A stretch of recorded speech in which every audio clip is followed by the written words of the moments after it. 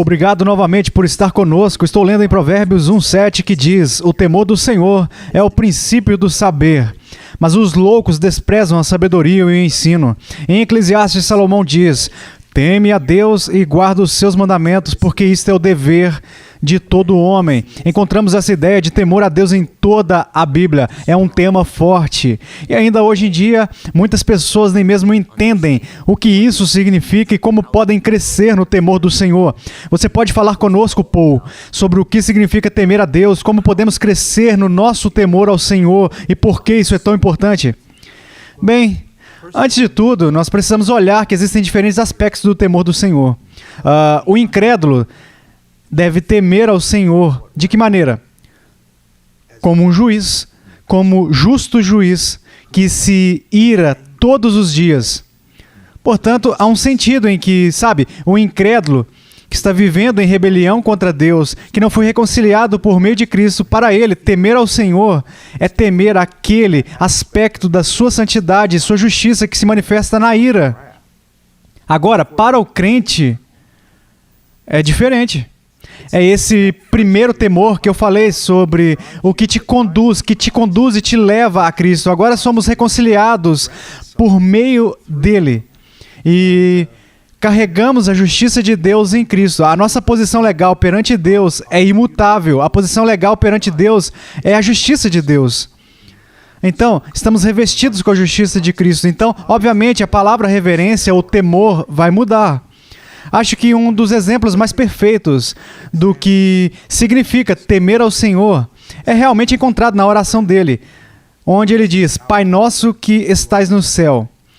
E, nós aqui hoje em dia, eu ouço isso há 30 anos, Abá Pai. Então podemos chamá-lo de papai ou papito em espanhol ou algo assim. Isso não é o que isso significa. Isso não é o que isso significa. A coisa que mais se aproxima que vi na Terra do que acho que significa Abá Pai tem existido em várias pessoas diferentes em grupos na África, onde uma criança vai até o seu pai sabendo que ele a ama, sabendo que ela é querida por ele, e ainda assim, praticamente sempre essas crianças agem assim, com reverência na presença de seu pai. Quando dizemos papai, é quase tão banal quanto chamar de Papai Noel. Portanto, aqui na oração do Senhor diz Pai Nosso. Isso significa tudo. E então, quem está no céu? O nosso Pai. Ele é o Criador e soberano do universo. Está mantendo essas duas coisas. Agora, as pessoas vão me perguntar, o que significa temer ao Senhor? É para reverenciá-lo. Quando diz, santificado seja o teu nome, o que está sendo dito na verdade é que Deus, no meu coração, em minha opinião, em meu juízo dele, está sendo colocado em uma categoria completamente diferente. Ele não é como eu, ou simplesmente maior ou melhor. Em todos os aspectos, ele não é nada como eu. Quando falamos sobre Deus, estamos falando sobre uma categoria completamente diferente, ou como alguns teólogos falaram, sobre a alteridade de Deus. E é por isso que não tomo o seu nome em vão. Porque ele está nessa categoria, separado e infinitamente acima de todas as outras coisas, em nobreza, beleza, santidade, justiça e retidão. Ele é completamente diferente, ok? Agora, então, as pessoas dizem, eu quero crescer no temor do Senhor e em minha reverência por Ele, no meu respeito por Ele, que começa com a minha estima por Ele, ok? Você não pode ter reverência sem um sentimento mais elevado. Como você consegue estimá-lo altamente? E aqui de novo, voltamos à palavra de Deus. Como Deus revelou quem Ele é.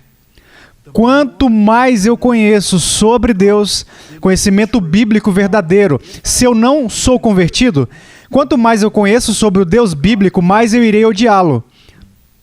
Mas se eu sou convertido e tenho um coração regenerado e amo a justiça, quanto mais eu conheço sobre Deus, mais eu irei amá-lo. Você está entendendo? Então tudo remonta às Escrituras. As pessoas costumam dizer quando ouvem sobre o temor do Senhor, que essa é uma ideia do Antigo Testamento. Então, há um analfabetismo da realidade que Jesus disse, sabe? Lucas 12, eu vos digo a quem temer. Sim. Paul, antes de encerrarmos, fale sobre como o temor do Senhor não está simplesmente isolado no Antigo Testamento, mas é o hino até mesmo de Jesus em sua pregação. Acho que aqui está algo que é muito importante, mesmo que fosse algo apenas isolado no Antigo Testamento. O Antigo Testamento também é a Escritura inspirada. Sabe? Então, eu não sei onde as pessoas... Sabe? De novo, isso é mentira. Que separa o Antigo Testamento do Novo e vice-versa. Jesus é diferente do Deus do Antigo Testamento. Todas essas coisas diferentes. E, de novo, é simplesmente uma mentira do diabo. Portanto, mesmo que não estivesse no Novo Testamento, mas está. E eu vou te dizer isso. Essa constância. Quem é o maior? Deixe-me ser irônico. Quem é o maior defensor do homem? É sempre o diabo. Sempre, no jardim, o que o diabo fez? Deus deu esse mandamento? Ele seria tão mesquinho? Quero dizer, eu quero segurança para você. Eu acho que você precisa e é capaz de comer daquela árvore. Como Deus ousa te afastar daquela árvore? Portanto, o diabo está sempre do lado do homem contra Deus. E a mesma coisa que acontece aqui. Sério? Quero dizer, Deus é um megalomaníaco que gostaria que você o temesse? Agora, apenas veja, se ele não pode te destruir totalmente, então ele simplesmente diz, isso é uma coisa do Antigo Testamento. E sabe, o Antigo Testamento foi apenas uma interpretação dos homens. Uma interpretação dos homens primitivos de Deus. E há uma interpretação melhor no Novo. Quero dizer, ele até jogará o Antigo Testamento contra o Novo Testamento, um contra o outro. Então, o que nós precisamos ver é que o que é referência é simplesmente enxergar Deus à luz cada vez maior da Escritura, descobrir quem Ele é. E quanto mais majestoso, mais maravilhoso, mais, sabe, santo, justo e amoroso, e em todas essas coisas que enxergamos, maiores e maiores, a nossa estima aumentará, a nossa reverência. Eu me lembro, sabe, há homens que eu conheço, homens piedosos, que vão dizer, Paul, me chame pelo meu primeiro nome. E eu digo, eu não posso. Eu simplesmente não consigo. Bem, eu quero dizer, eu tenho quase 60 anos e eu não posso. E eles dizem, por quê? E eu simplesmente, eu tenho muito respeito. Honra. Sim. Isso foi criado porque eu conheço esse homem. Já o vejo há anos. E eu não posso simplesmente chamá-lo pelo primeiro nome. Sim. Sabe? E então é da mesma maneira. Todos esses anos crescendo no meu conhecimento de Deus, Ele é maravilhoso demais para eu não demonstrar esse respeito. E quando eu não demonstro, porque quando pecamos, não demonstramos. Isso atinge o coração. Ou se digo algo trivial, isso atinge o meu coração. Por quê? Mais de 35 anos crescendo no conhecimento de Deus. E é por isso que Jeremias disse, sabe? Não se vanglorie na sabedoria, nas riquezas e na força.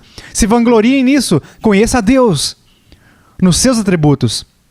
Como tememos a Deus? Você disse que termos uma estima adequada e elevada por Ele. Consequentemente, teremos uma estima elevada, embora não no grau que deveríamos em nós mesmos. Sim, e ao fazermos isso, seremos capazes de sermos úteis para Cristo e honrá-lo, porque veremos a Deus corretamente, então veremos a nós mesmos. Sabe, estamos falando até na eternidade.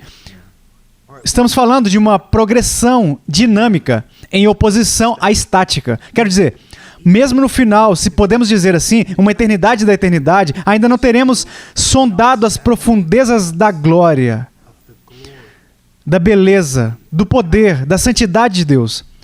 Não importa o quanto viajemos para conhecer quem Ele é, ainda há mais para conhecer. E é isso que torna o céu o paraíso. Isso de eternidade a eternidade. É uma descoberta contínua, constante e dinâmica, de mais e mais sobre a glória de Deus, que conduz a alturas cada vez maiores de alegria e realização como uma criatura. Muito bom, o temor do Senhor é o que Deus merece, mas também é o princípio do saber. Portanto, obrigado por ajudar a esclarecer o que isso significa e como podemos crescer em nosso temor a Deus. Obrigado, Paul.